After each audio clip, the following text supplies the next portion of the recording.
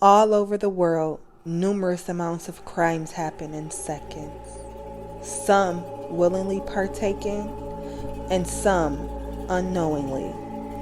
But we will never stop spreading the word until the criminals are captured. That you will, in any event, be required to serve will be 34 years. Mitchell, 38, murdered and decapitated 67-year-old Ms. Chong on the 11th of June 2021. CCTV shows Mitchell travelling towards Ms. Chong's home before departing 5 hours later. She then walked around for 2 hours with the suitcase, which contained Ms. Chong's body, before returning home. 2 weeks later, Mitchell drove Ms. Chong's decapitated remains to Devon, where she left her body in the woods, which were found by holidaymakers the next day. I just found a body. Right, okay. A body, is it? Are they breathing? No, they're dead. They look like they've possibly been there like a few days or something, with some flies and stuff. Right, okay. Bear me a second. Let's pop this on. During the 2 weeks where Ms. Chong's body remained in Mitchell's garden, she logged a false missing persons report.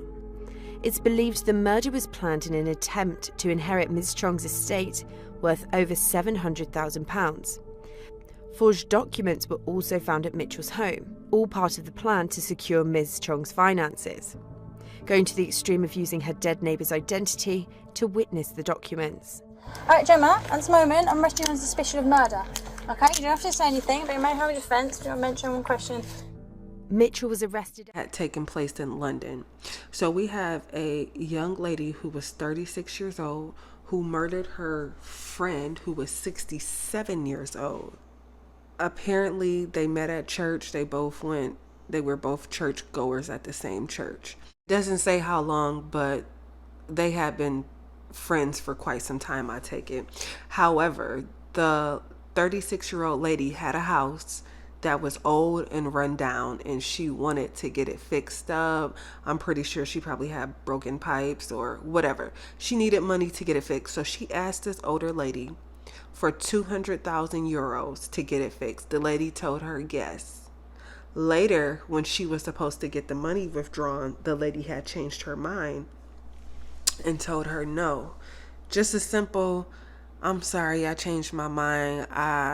I don't want to do that anymore. She probably had doubts about this money, not knowing if you really gonna get this house fixed, and then $200,000 to get this house fixed. It's not like you're asking for 20,000 or even 50,000. You're asking for 200,000 euros. When you're old like that and you really don't have like nobody around you and you have all this stuff, sometimes people tend to get close to you to try to get in your will or try to take what you have. So I'm assuming this was one of those cases.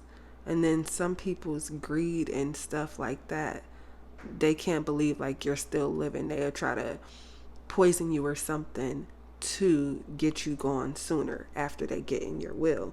So in US dollars, that's a few thousand off from 200,000. That's $199,260.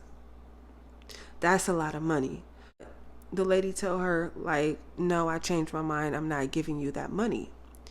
So this crazy girl kills this woman. They said she left her outside in the plants for 3 days or something, and then drove her body to a nearby city in London and threw her in the bushes.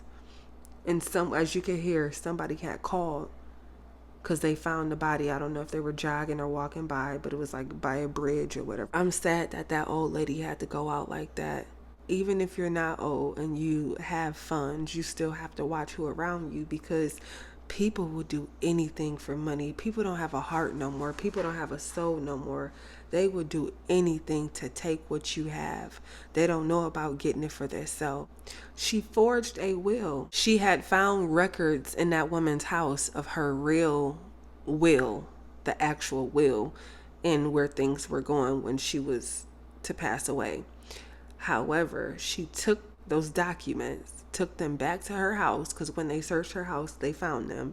And they also found the fake will. She put herself in there to inherit a big lump sum of the money. The genuine will, the real will, she was leaving her house to the church, of the money to her family and to charity. So I could just imagine she kind of knew where this woman's money was going and was like, that ain't happening. Until next time on Crime Stories with Nina, #CSWN.